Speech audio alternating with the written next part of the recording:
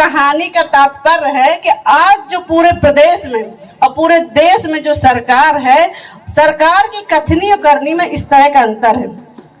सरकार कहती है पूरी रेगांव विधानसभा में हमने सड़कों का जाल बिछा दिया, लेकिन दिख नहीं रही है। उस तरह जैसे कह देते हैं ना, जैसे अभी मैंने बताया ना, यदि असली बाप के बेटे हैं तो दिखेंगे, नकली बाप के हैं तो नहीं दिखेंगे। तो हम लोग डर के मारे नहीं बोलते कि बन गई है, और धरातल में वो रोडें नहीं बनी है, कागजों में बन गई है। इसलिए हम लोगों को सच्चाई बोलने से नहीं डरना चाहिए, अपने अधिकार को बोलने के लिए नहीं डरना चाहिए। अपनी बात हमको पूरे निष्ठा, ईमानदारी और निष्पक्ष रूप से रखना चाहिए। इस कहानी का ये अर्थ है। तो मैं आप सबसे चाहूंगी कि यदि इस तरह की बात कहीं आती है और आज पूरे देश में, पूरे प्रदेश में इसी तरीके का भ्रम फैलाया जा रहा है, फैलाया जा रहा है कि नहीं फैलाया जा रहा। आज हमारी महिलाएं महंगाई से परेशान है कि नहीं है बताइए। जो सरसों का तेल 70 रुपए का मिलता था, आज वो 200 के पार हो गया कि नहीं हो गया? हो गया ना। जो गैस का सिलेंडर 400 रुपए मिलता रहा है, आज वो 1000 के पार हो गया कि नहीं हो गया? हो गया ना। आज हमारी महिलाएं जो हैं, उनके किचन का पूरा बजट बिगड़ गया। आज उनको सोचना पड़ता है कि हम लोग क्या बनाएं। सब्जी इतनी महंगी है, राशन इतना महंगा है। आज हमारे बच्चे को यदि कुछ मनपसंद खाना है तो वो नहीं खा पा रहे। हम अपने बच्चों को उसका पसंदीदा खाना बना के नहीं दे पा रहे हैं, क्योंकि यदि हम कुछ पसंद का उसका बनाएंगे तो जो तेल हमको सरसों का 2 किलो महीने भर पुजाना है तो वो नहीं पुजा पाएंगे। आज इस तरह की स्थिति हमारे देश में आ गई है। तो मैं आप सबसे कहना चाहती हूँ कि हम सबको लड़ाई ये हम सबको लड़नी पड़ेगी। आज समय वो है कि आज हर घर में अंबेडकर पैदा होना चाहिए, और जब तक हम लोग अपनी सोच, अंबेडकरवादी सोच और उस सोच के माध्यम से हम लोग जब तक हर घर में अंबेडकर पैदा नहीं करेंगे, तब तक हम लोगों को मुक्ति नहीं मिलेगी। तो मैं अपनी महिलाओं से, अपने भाइयों से यह आग्रह करना चाहती हूँ कि हर घर में अंबेडकर पैदा करिए। आज समय है, क्योंकि हमारा पूरा संविधान खतरे में है, और संविधान को यदि बचाना है तो हम सबको घर घर में अंबेडकर बनना पड़ेगा, और अंबेडकर जी की सोच को पैदा करना पड़ेगा। हमारे अंबेडकर बाबा साहेब ने कितना संघर्ष किया है, जिसकी हम कभी कल्पना नहीं कर सकते हैं। बाबा साहब ने अपने 4 बच्चों के बलिदान दिया है।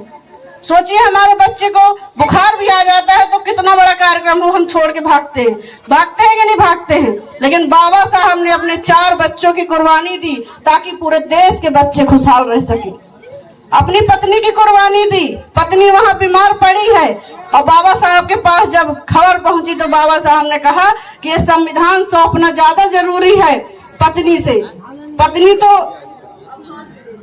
चली जाएगी तो दोबारा आ जाएगी, लेकिन यदि संविधान यदि नहीं लिख पाया, संविधान यदि मैं सही हाथों में नहीं सौंप पाया, तो मेरे पूरे देश के बच्चे बेघर हो जाएंगे। तो आज हम सबको बाबा साहब के पग चिन्हों पे चलने की आवश्यकता है, और बाबा साहब के संघर्षों से सीखने की आवश्यकता है। और यदि हम सब लोग सच्चे बाबा साहेब के अनुयायी हैं, तो आज बाबा साहेब का जन्म उत्सव नहीं, बल्कि भारत देश के हर एक नागरिक का जन्म उत्सव है। और आज हम सब लोगों को यहाँ संकल्पित होना चाहिए, और मैं कहती हूँ कि आप सब लोग हाथ उठाकर ये संकल्प लीजिए। आज यदि बाबा साहेब के हम सब लोग सच्चे अनुयायी हैं, तो आज आप सब लोग खड़े होकर संकल्प लीजिए, हाथ उठाकर संकल्प लीजिए कि अपने समाज को हम नशा मुक्त बनाएंगे, और बाबा साहेब के संघर्षों से हम सीखेंगे और अपने बच्चों को शिक्षित बनाएंगे, ताकि हमारे बच्चे पढ़ लिख के हमारे गांव का, घर का और समाज का नाम रोशन करें। और आज आप सब लोग जानते हैं, जब आप बस्तियों में जाते हैं तो गंदगी पाते हैं कि नहीं पाते हैं? बैठ जाइए आप लोग, पाते हैं कि नहीं पाते हैं बताइए। और जब तक हम सब लोग उस गंदगी को साफ नहीं करेंगे, हमारा समाज आगे नहीं बढ़ेगा। मैं किसी एक समाज की बात नहीं कर रही हूँ, पिछड़ा हो, दलित हो, शोषित हो, हर वर्ग की आज स्थिति यह है। यदि गरीब व्यक्ति है, हर व्यक्ति की स्थिति यह है। कि हम सबको आज आगे बढ़ के आज हम सबको अंबेडकर की भांति वो सोच उत्पन्न करके आज पुनः आंदोलन करने की आवश्यकता है। जब तक वह आंदोलन नहीं होगा, जब तक पुनः वह सोच उत्पन्न नहीं होगी, तब तक ये मनोवादी सोच से हमारा देश आजाद नहीं होगा।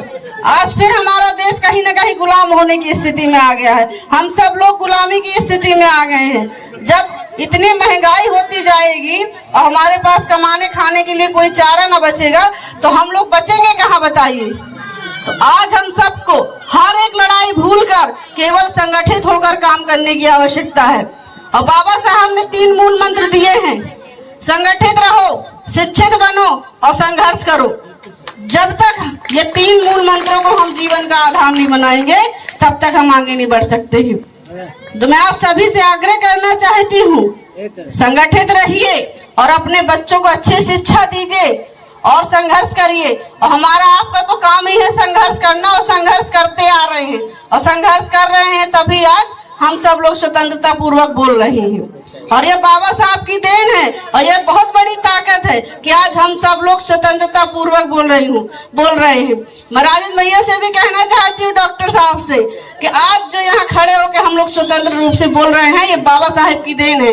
बाबा साहब ने इतना किया है हमारे लिए कि कोई नहीं कर सकता है और कोई करता भी नहीं है। तो आज उस सोच को अपने अंदर उत्पन्न करने की आवश्यकता है। ये कहने की आवश्यकता नहीं है कि बाबा साहब ने ये नहीं किया। बाबा साहब ने उस समय जो किया वो किसी की क्षमता नहीं है कि वो करे। यदि आज बाबा साहब ने नहीं किया होता तो आज हम सब लोग जो ये 11 बजे रात को बैठ के यहाँ बात कर रहे हैं, एक दूसरे की बातें सुन रहे हैं, वो नहीं सुन पाते। तो बाबा साहब के संघर्षों से सीखने की आवश्यकता है। और ज्यादा कुछ न बोलते हुए बस 2 पंक्तियों के साथ अपनी बात को मैं खत्म करूंगी, क्योंकि समय बहुत ज्यादा हो गया है और हमारे छोटे छोटे बच्चों को नींद भी आ रही है और सबको भूख भी लगी होगी।